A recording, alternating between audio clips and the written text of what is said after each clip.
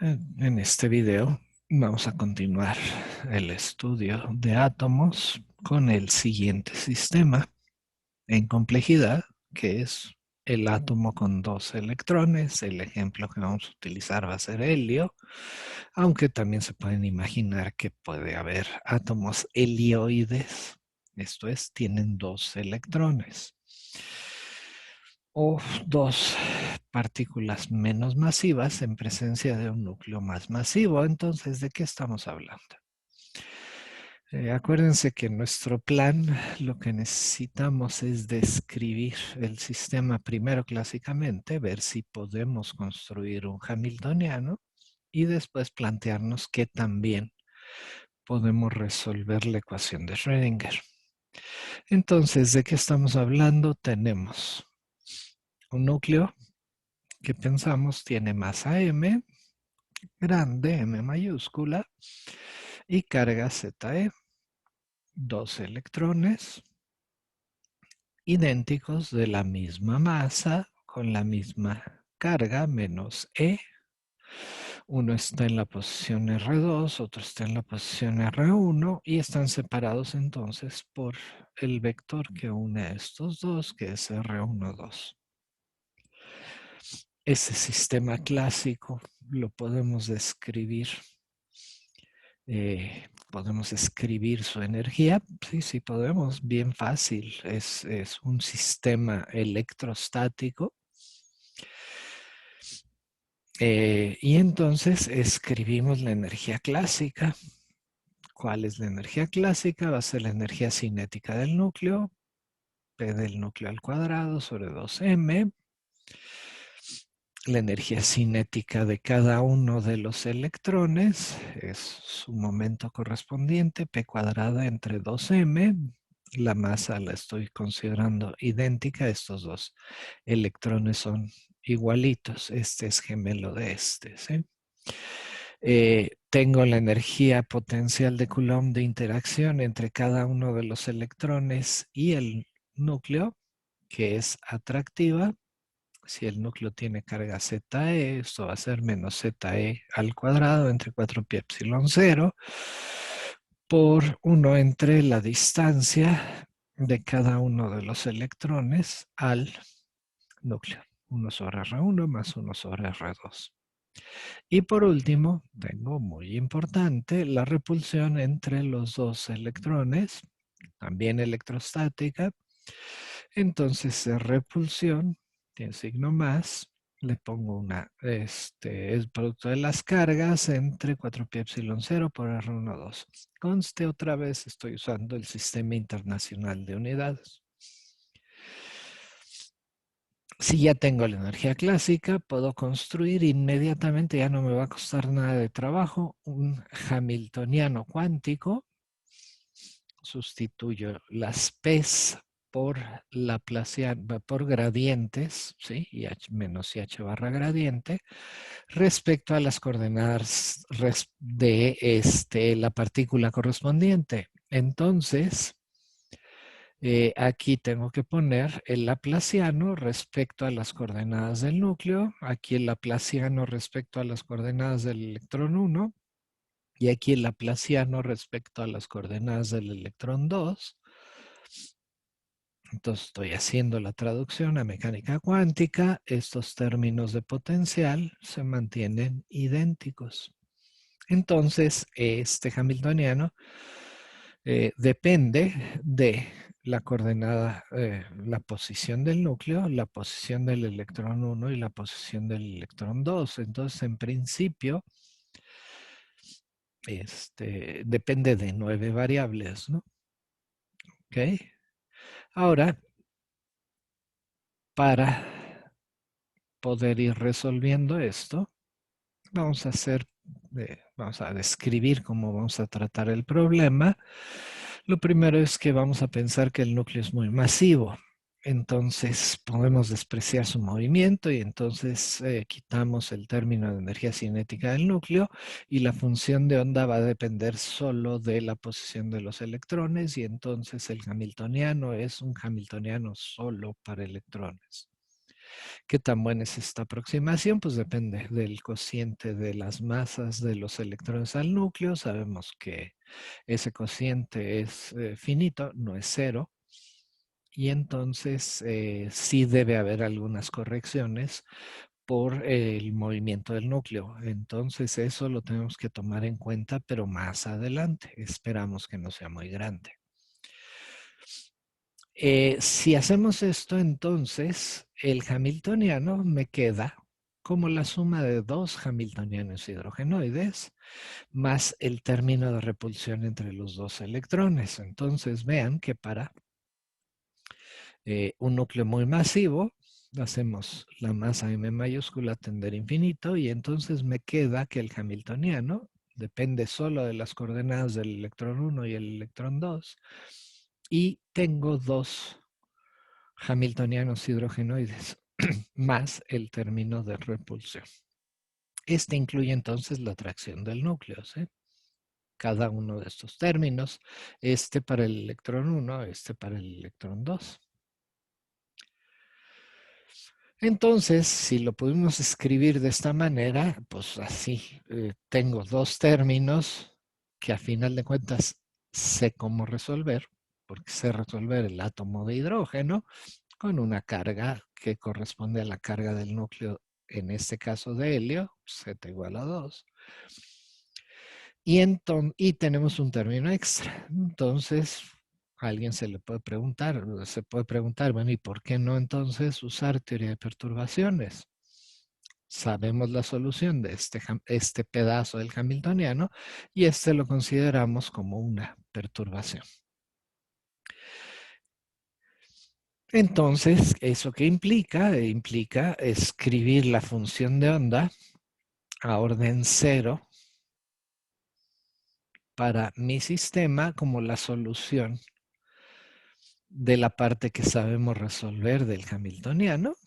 Entonces, para el electrón 1 usamos orbitales hidrogenoides H1, con N1, L1 y ML1 y eso lo multiplicamos por una función hidrogenoide con N2, L2 y ML2 para el electrón 2. Entonces la coordenada es la posición del electrón 2, ¿sí? En función de la posición del electrón 2. Si hacemos esto, despreciamos este término para empezar, porque es la perturbación, si quieren. Y entonces la energía me va a quedar como la suma de las dos energías en estos estados hidrogenoides, que son la energía del electrón 1 en el estado N1, L1, ML1 y más la energía del electrón 2 en el estado N2, L2, ML2. ¿Ok? Una vez que tenemos esto, si usamos teoría de perturbaciones, lo que tendríamos que hacer es con estas funciones calcular el valor esperado del término extra que aparece. Entonces, en principio necesitaríamos evaluar esta función al cuadrado multiplicada por e cuadrada entre 4pi epsilon 0 r1, 2 e integrar todo esto sobre los dos volúmenes, el volumen ocupado, el volumen completo del electrón 1 y el volumen del espacio ocupado por el electrón 2. En lugar de hacer esto, vamos a ver que esta evaluación de esta función se puede hacer, pero hay que hacerla con cuidado. Y de hecho la vamos a hacer, bueno, la van a hacer ustedes en la tarea.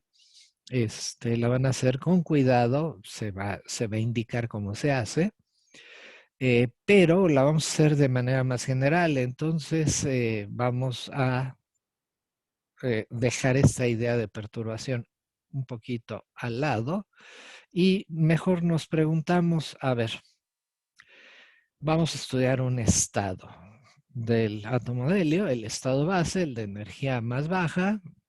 Acuérdense que aquí estamos hablando del átomo de helio, entonces vamos a usar tarde o temprano Z igual a 2. El estado base, pues, ¿qué tendría que poner en esta función que estoy proponiendo?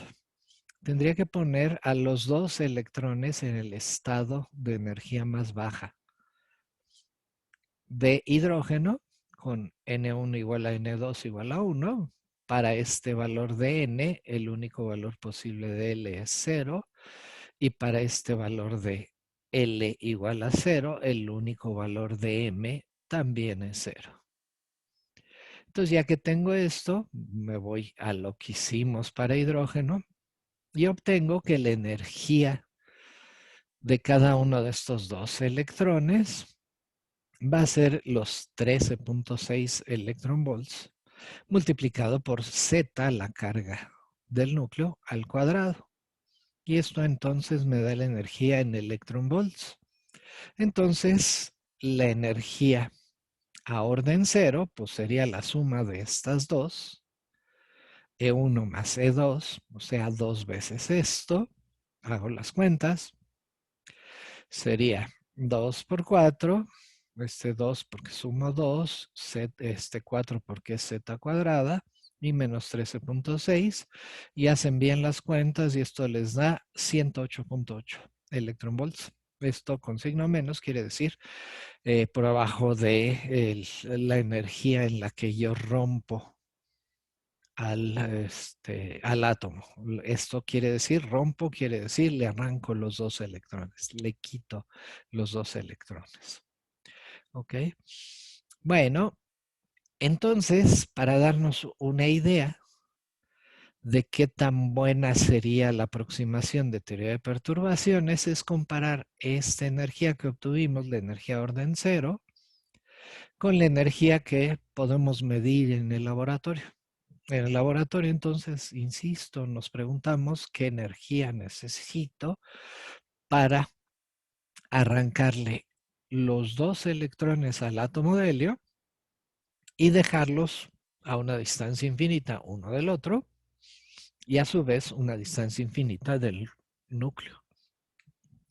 Ese experimento se puede hacer. De hecho, lo que necesito es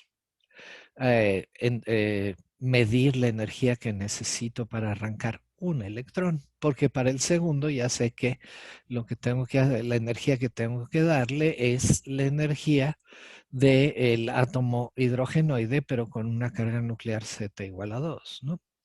Entonces hago eso, voy al laboratorio, mido y el valor experimental es de 79 electronvolts. Esto es, esta es la energía que necesito darle al átomo de helio para arrancarle a los dos electrones. Entonces, la contribución del término de repulsión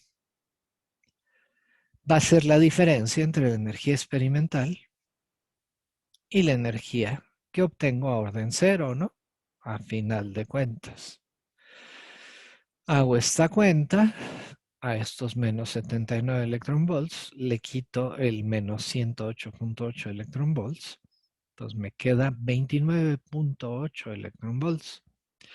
Y esta es pequeña o no es pequeña comparada con los 79 electronvolts, pues no, no es pequeña, es más del 30, más casi el 40%, ¿no? Entonces, usar teoría de perturbaciones no es una muy buena idea. Y entonces, bueno, un detalle importante, ¿por qué estamos haciendo todo esto? Porque el término de repulsión electrón-electrón es justamente el que me impide tener una solución analítica cerrada exacta. Esto es, la ecuación de Schrödinger para el átomo de helio no tiene una solución exacta y necesitamos usar métodos aproximados. Entonces, si no funciona teoría de perturbaciones, pues vamos a intentar el otro método para calcular el estado base. Y entonces el otro método es el cálculo variacional. Entonces, aquí lo que vamos a hacer es proponer una función de onda, y entonces una función de onda así a la mano, es tomar orbitales hidrogenoides, pero con la diferencia de que no vamos a usar la carga nuclear del núcleo de helio, Z igual a 2, sino que la vamos a dejar en función de una carga nuclear efectiva. La llamamos Z y entonces escribimos la función de onda en función de esa Z. Entonces vamos a las tablas y ahí donde aparece la Z, pues le ponemos esta Z como la carga nuclear efectiva. Para el estado 1s sabemos que n vale 1, L vale 0 y ml vale 0. Entonces el armónico esférico está bien fácil, es 1 sobre raíz de 4pi. Ok. Y entonces lo que vamos a hacer es, entonces vamos a utilizar estas funciones que conste, dependen de r, teta y phi, nada más que la dependencia en teta y en phi es una constante, que aquí está. ¿Ok? Bueno. Entonces, si usamos estas funciones de onda, lo que podemos hacer es usar el método variacional y ver para qué carga nuclear efectiva obtenemos la mejor energía. Mejor energía quiere decir el valor mínimo de la energía o el valor mínimo del valor esperado del Hamiltoniano. Entonces, la función de onda que vamos a construir es el producto de dos funciones hidrogenoides de este estilo. En una de ellas, la dependencia es en la coordenada del electrón 1 y en el otro es la coordenada del electrón 2. Entonces tengo el producto de dos de estas, una con R1 y la otra con R2.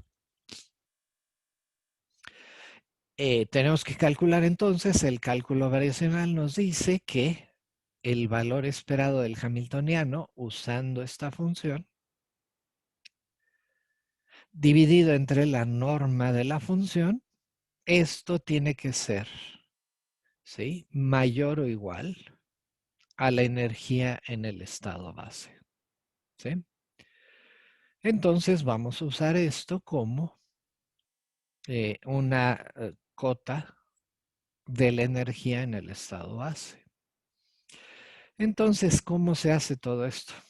Y entonces se los platico porque lo van a hacer en detalle en la segunda tarea.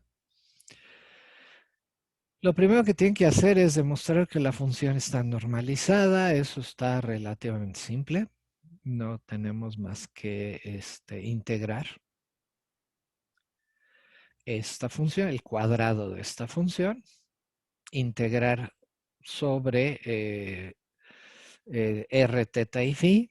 Acuérdense que el elemento de volumen es r cuadrada, seno de teta, de r de teta de phi.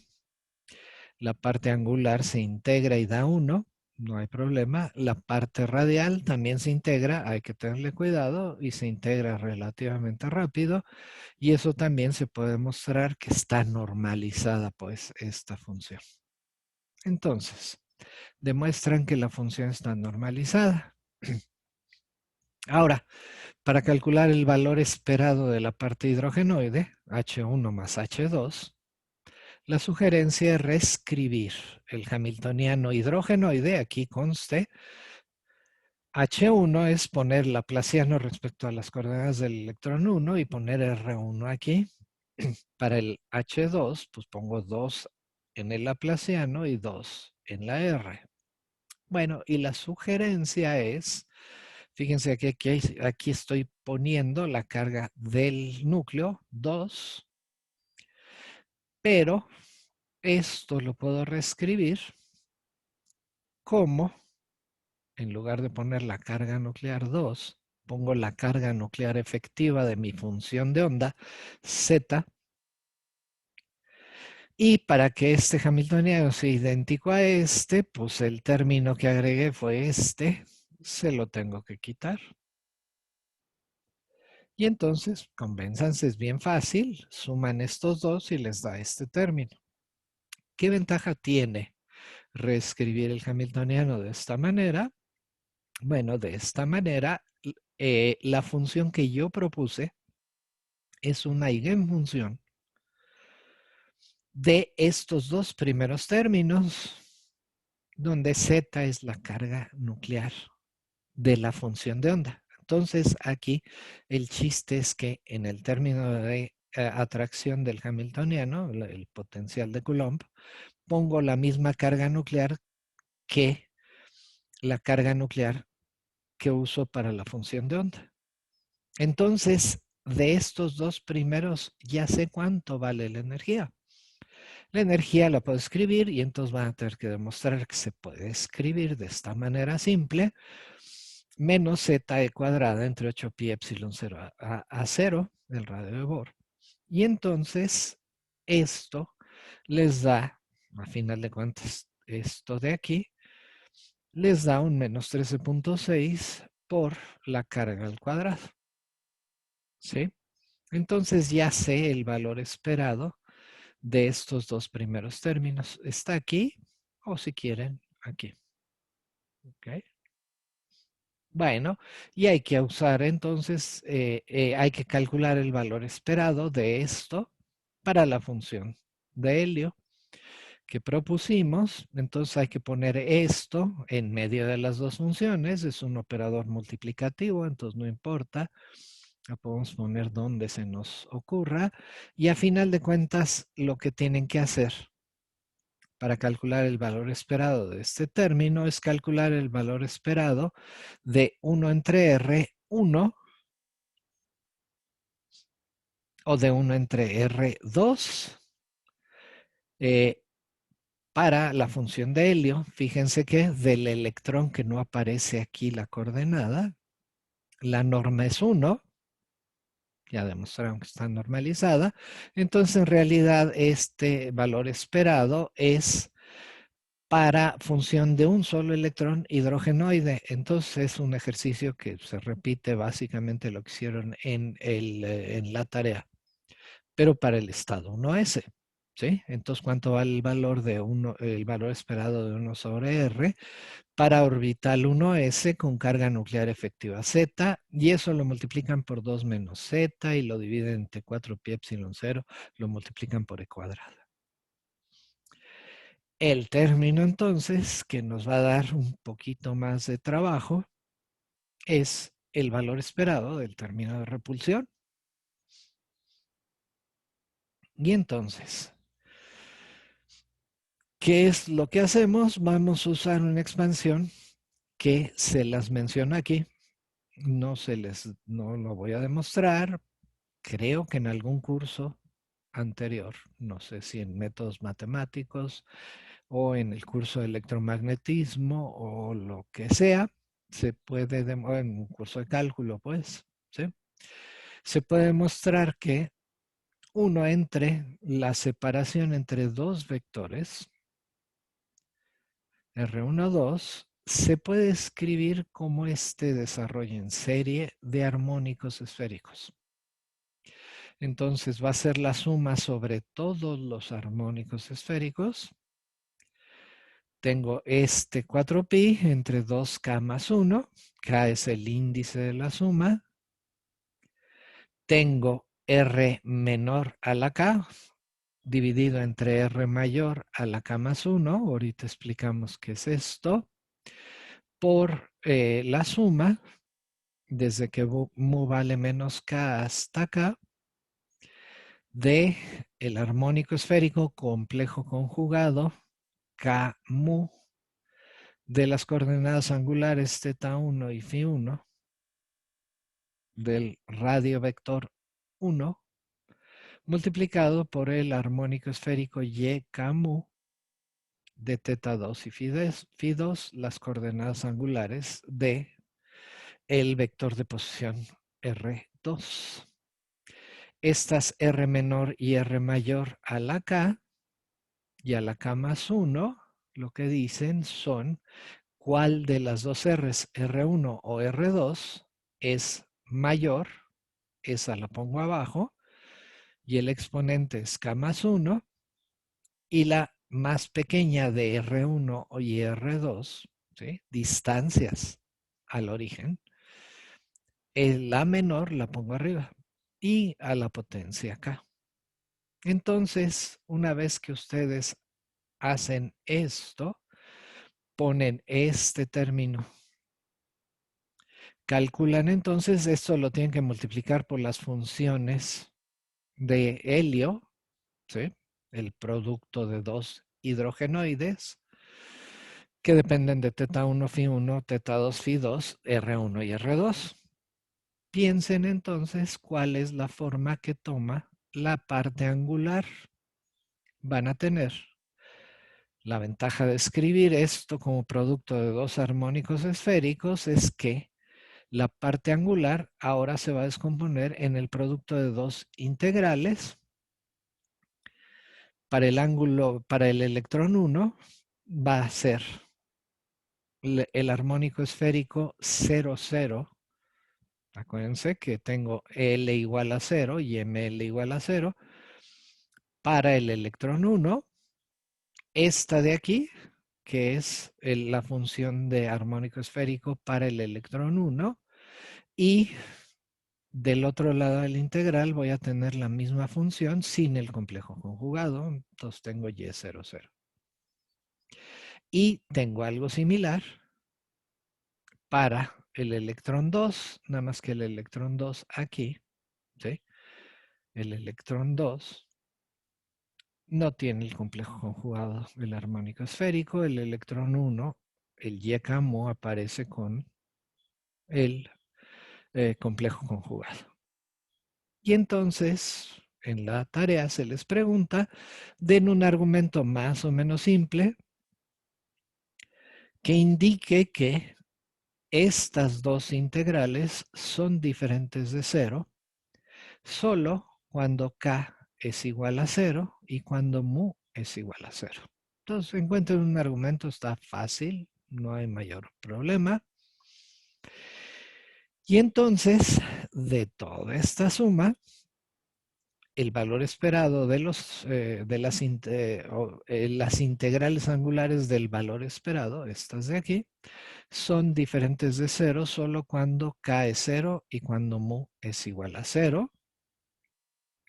En ese caso, también pueden demostrar que las integrales angulares, estas de aquí, cuando k es igual a 0 y mu es igual a 0, les da un 1 entre 4pi, que va a cancelar este 4pi. ¿Sí? La k es 0, entonces aquí les queda solo un 1. Y aquí entonces, si k es 0, el numerador de las r's queda como un 1 y abajo queda un r mayor a la primera potencia. Y entonces van a acabar necesitando un integral que tiene esta cara. Esto es las unidades de Coulomb, pues, de la integral de repulsión electrón-electrón, S cuadrada entre 4pi epsilon 0, y van a tener que integrar ahora solo sobre la variable radial. El elemento de volumen es R cuadrada de R, y entonces lo usan para R1, para R2, va a ser el producto de funciones hidrogenoides con carga efectiva Z, aquí y acá. Uno para R1, otro para R2.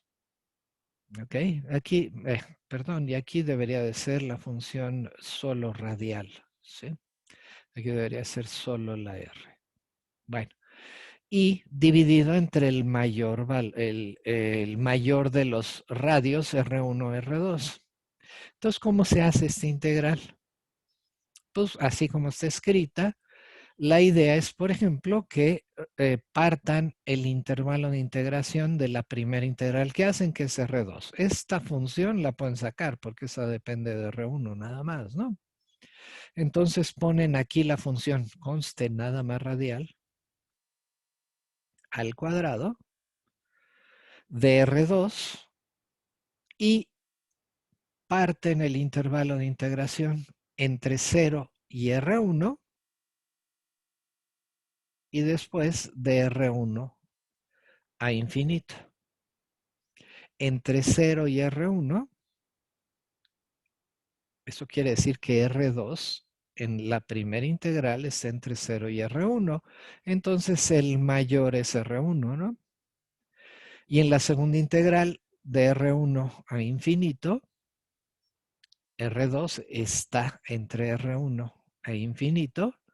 El mayor es R2. Y entonces a la hora que parten la integral en dos integrales, una de 0 a R1 y otra de R1 a infinito, saben cuál es el mayor de los dos radios, si es R1 o R2.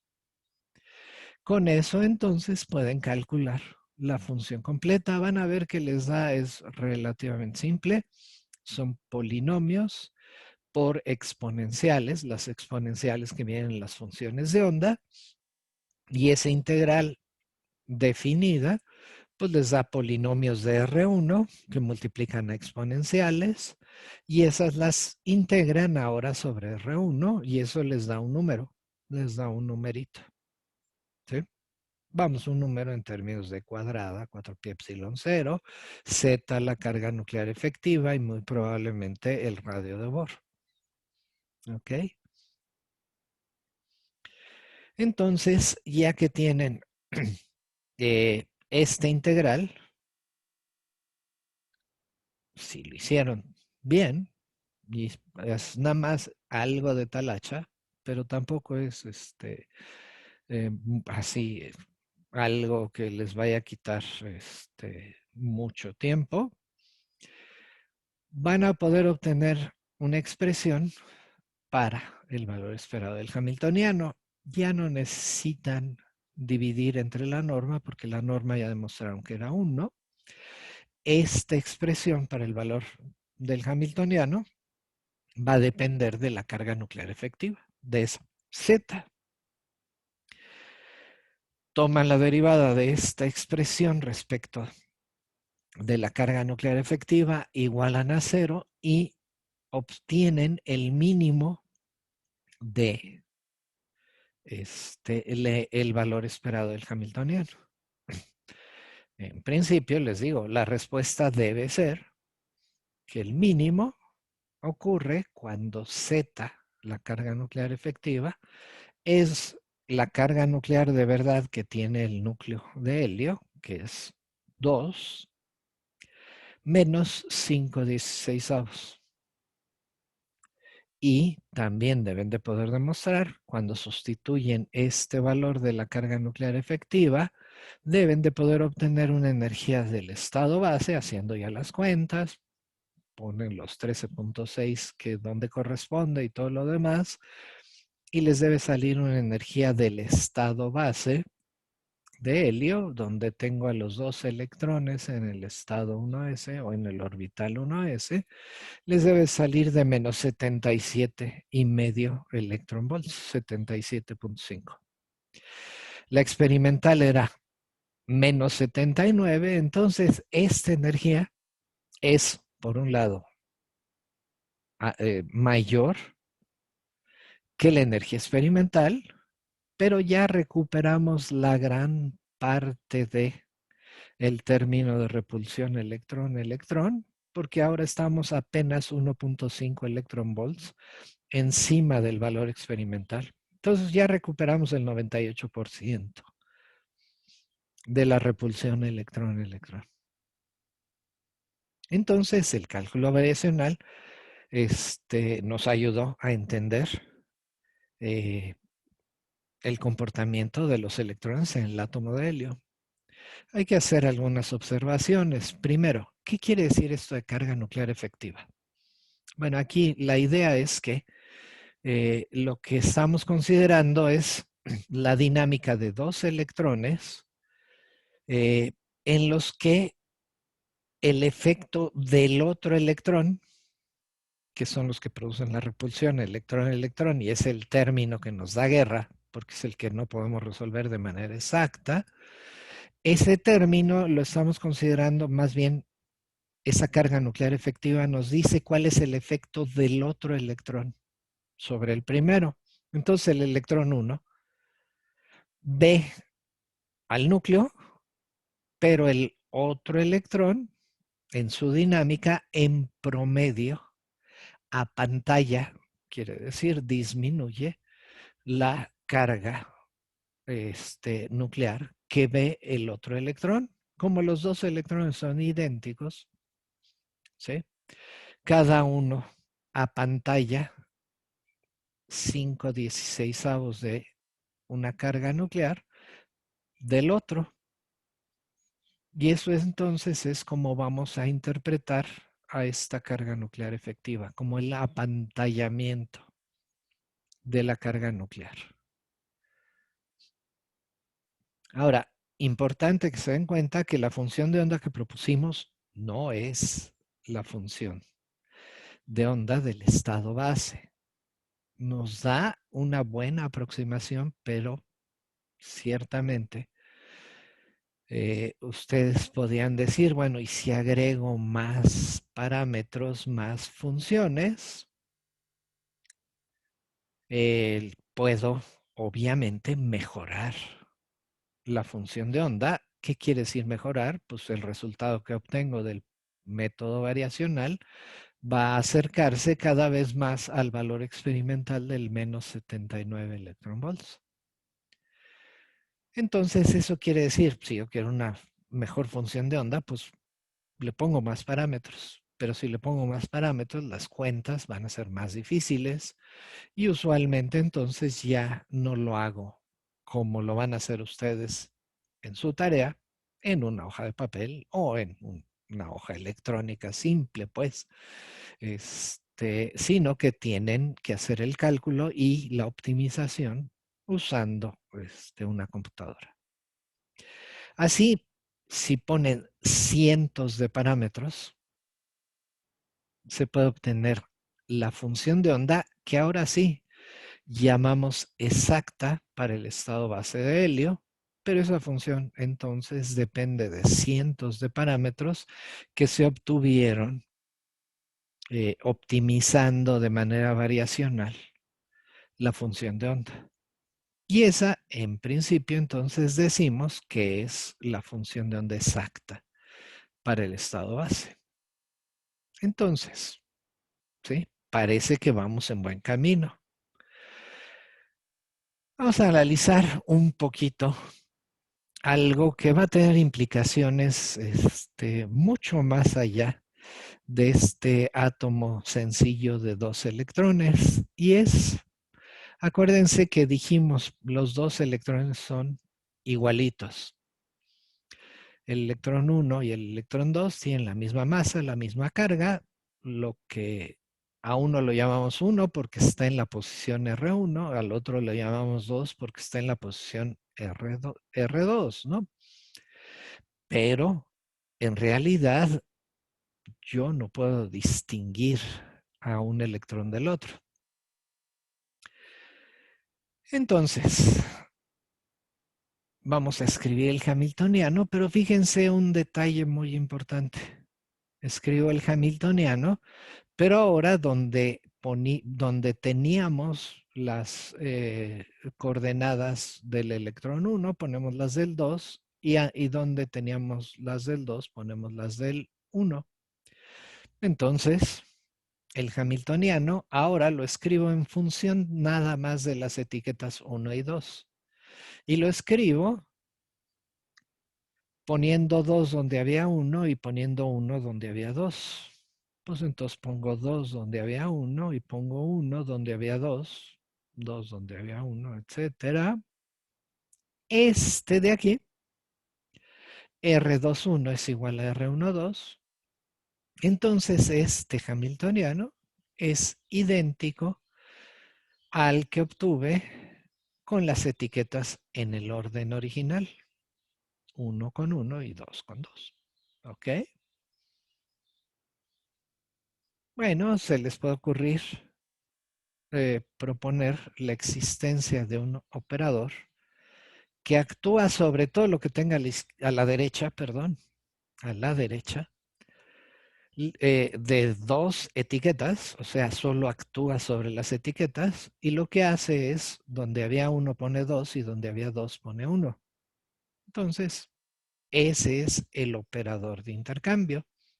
Entonces, este operador de intercambio, actuando sobre cualquier cosa que esté a su derecha, que tenga etiquetas 1 y 2, lo que hace es cambiar esas dos etiquetas. Donde había 1 pone 2 y donde había 2 pone 1.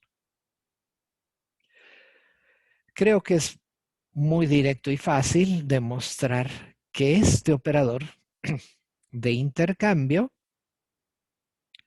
conmuta con el hamiltoniano. Ustedes lo pueden demostrar, yo creo. Sí, es una demostración. Espero que no les tome más de una línea. ¿Sí? Y si este operador conmuta con el hamiltoniano, lo escribo así. El hamiltoniano que tiene que tiene las etiquetas 1 y 2 y el operador este. Acuérdense, este conmutador lo que tengo que hacer es poner h y después el operador menos el operador y después h, actuando sobre una función que obviamente depende de las etiquetas 1 y 2. Tiene las etiquetas 1 y 2. Y vean entonces que es bien fácil porque P actuando sobre H12 lo deja idéntico. ¿Sí? Entonces, pueden demostrar que este hamiltoniano conmuta con este operador, lo estoy llamando P, ¿sí? Si quieren permutación de etiquetas. Y entonces la mecánica cuántica me dice que si yo tengo mis eigenfunciones del átomo de helio, mis eigenfunciones físicas deben ser eigenfunciones no nada más del hamiltoniano, sino también de este operador de intercambio que conmuta con el hamiltoniano. Entonces hay un conjunto de eigenfunciones que son comunes a estos dos operadores. ¿Ok? Bueno, ¿cuáles son las eigenfunciones del operador de intercambio? Las podemos construir mucho más fácil de lo que se imagina. Primero, ¿cuál es la definición del operador de intercambio? Es que si lo aplicamos a una función que tiene las etiquetas 1 y 2, es invertir el orden de las etiquetas. ¿Ok? Esa es la definición del operador de intercambio. Pero la definición de una eigenfunción de un operador, entonces vamos a suponer que f es una eigenfunción, es que el operador actuando sobre la función me da una constante multiplicada por la misma función. Conste, aquí no cambio el orden de las etiquetas. Esta es la definición de eigenfunción. Bueno, ahora déjenme en estas dos ecuaciones actuar una vez más con el operador de intercambio. Entonces le aplico a cada una de estas relaciones el operador de intercambio. Entonces, P aplicado a P de F12,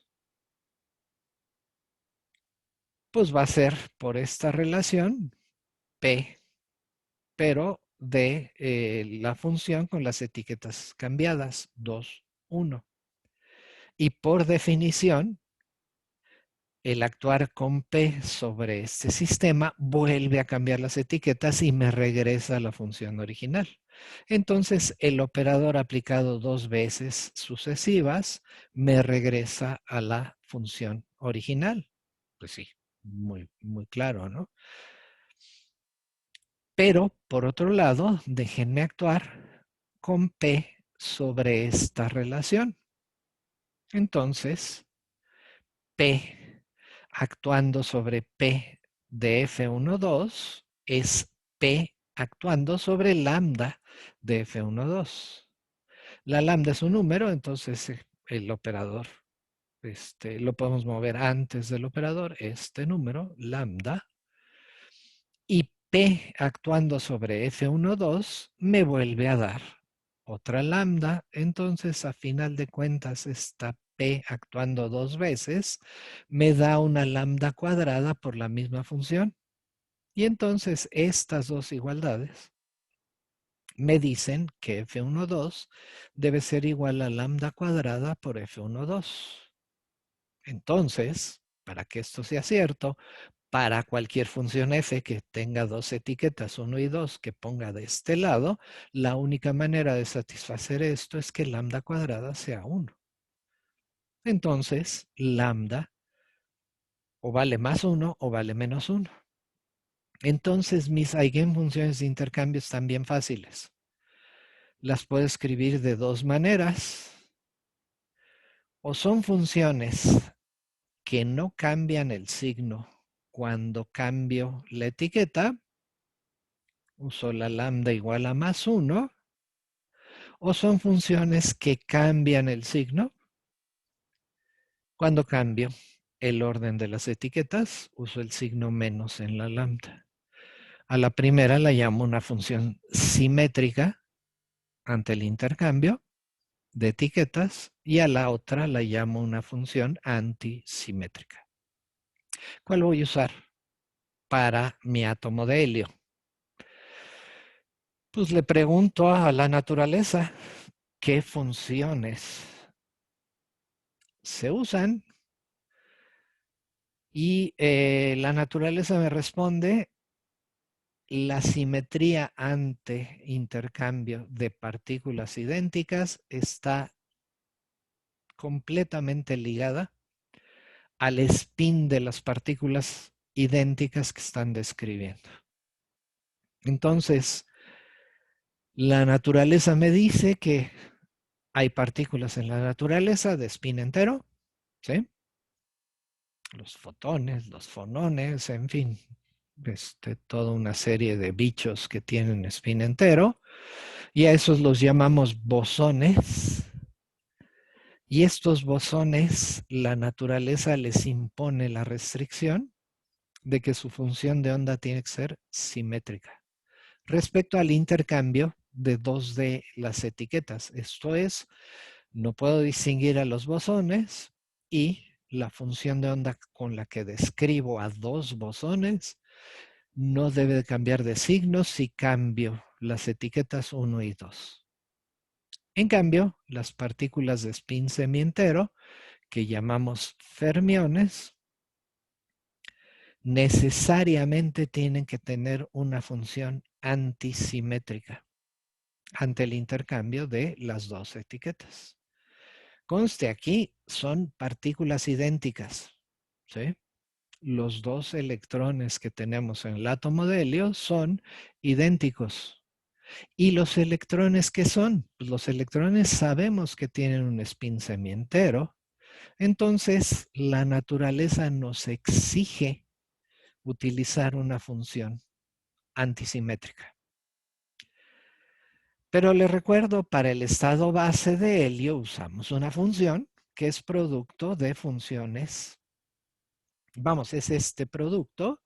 Y para el estado base pusimos orbitales hidrogenoides 1s con carga nuclear efectiva, etcétera, etcétera.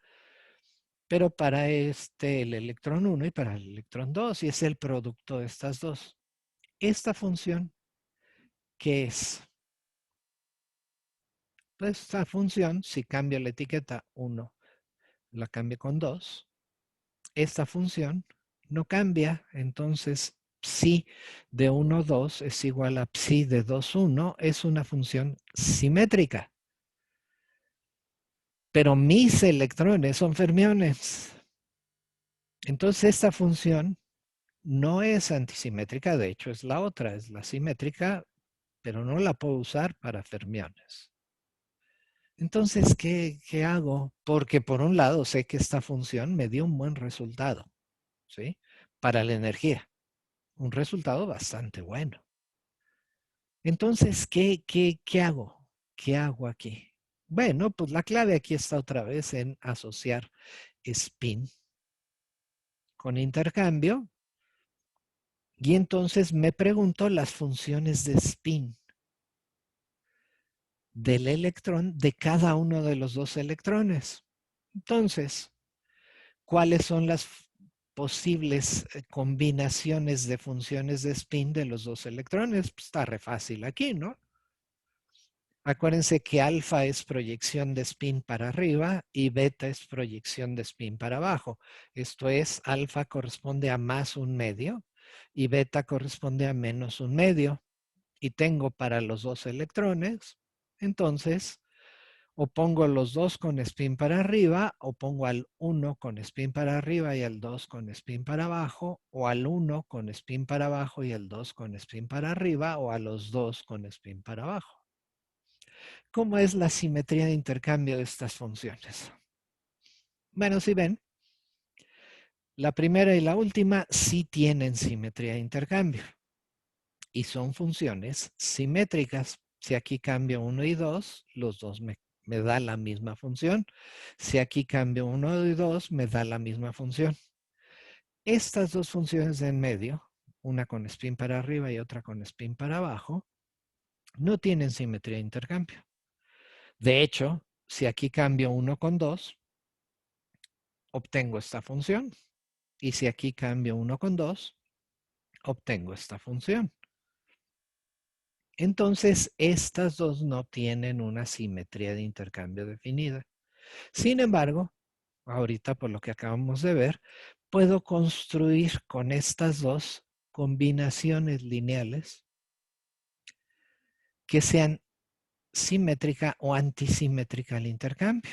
Entonces, por ejemplo, ya tomando estas dos que son simétricas y le agrego la combinación lineal de estas dos que también es simétrica, cuando tomo la combinación alfa de 1, beta de 2 más beta de 1, alfa de 2.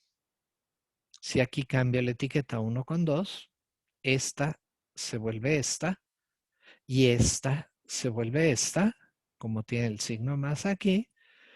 Esta función no cambia el signo y entonces tengo una combinación simétrica. Conste, le pongo el raíz de 2 pensando en que mis dos funciones de spin están normalizadas.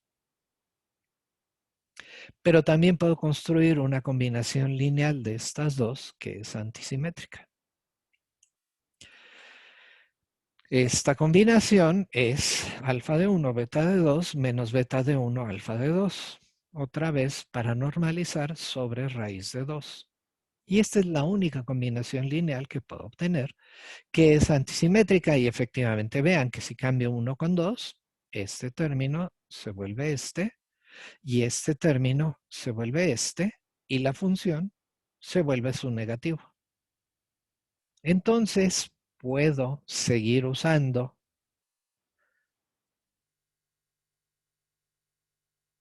antes de esto, déjenme ver qué significan estas combinaciones. ¿Sí? Entonces, las combinaciones simétricas, alfa de 1, alfa de 2, alfa de 1, beta de 2, más beta de 1, alfa de 2, o beta de 1, beta de 2. ¿Ok? Uno puede estar tentado a decir, bueno, ¿y estas qué me indican en relación al spin del sistema de dos electrones?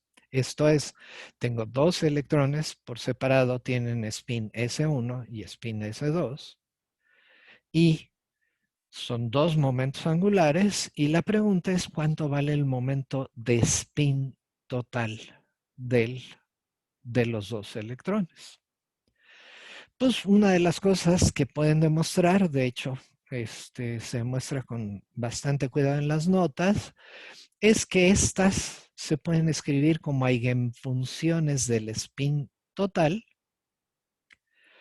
pero que corresponden, o sea, S es igual a la suma de S1 más S2, y vean otra vez, S1 vale un medio, S2 vale también un medio, y los valores posibles de S son 0 y 1. Y entonces, cuando tengo el valor de spin total, cuando sumo dos spin es un medio, cuando el valor de spin total es 1, va a tener tres proyecciones, menos 1, 0 y 1. Y entonces es bien fácil demostrar que las tres proyecciones de spin total, S, que es S1Z más S2Z, o sea, SZ, si las aplicamos aquí, aquí voy a tener más un medio, va a ser proyección total más 1. Aquí voy a tener proyección más un medio menos un medio, menos un medio más un medio, va a tener proyección de spin 0. Y aquí voy a tener menos un medio, va a tener proyección de spin total menos 1. Entonces, estas funciones simétricas corresponden a un spin electrónico total con valores igual a 1. Y la función antisimétrica, pues no le queda más que ser eigenfunción de spin total, otra vez S1 más S2, pero con valor S igual a 0, y la única proyección que puede tener es MS igual a 0. Entonces, el estado base de helio ya lo recuperamos. Podemos usar la función que nos dio un resultado muy razonable para la energía y que es simétrica si cambio R1 y R2. ¿Sí? O sea, si cambio 1 y 2, si esta la multiplico por esta función de spin que es antisimétrica, el producto de estas dos, si cambio 1 con 2, este no cambia, este sí cambia, y entonces es una función antisimétrica. Entonces, es simétrica en la parte espacial y antisimétrica en la parte de spin. Entonces, satisface la condición de ser totalmente antisimétrica ante el intercambio de etiquetas 1 y 2. Entonces, naturalmente, este requisito que nos impone la naturaleza de que la función de onda de dos fermiones, de dos electrones, debe ser totalmente antisimétrica, me obliga a que el estado base del átomo de helio necesariamente puede existir solo en una función de spin total electrónico con valor S igual a 0. Entonces, la conclusión de este ejercicio y de analizar la simetría de intercambio de mi función de onda es que el estado base de helio es un estado en el que el spin electrónico total corresponde a un valor S igual a 0. Fíjense, muy importante, en el hamiltoniano no incluí ningún término que depende del spin. Bueno, déjenme concluir entonces esta primera parte de la presentación sobre el átomo de helio.